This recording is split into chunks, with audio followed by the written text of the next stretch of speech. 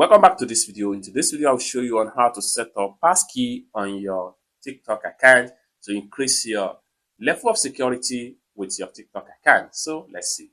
But before we dive into the tutorial, if you find this tutorial useful and you are very new to this channel, remember click on that subscribe, turn on notification bell for more useful tutorial like this. So with that being said, let's get started. The very first thing you need to do is to head over to your TikTok app. So I'm going to simply click on here to open my TikTok app.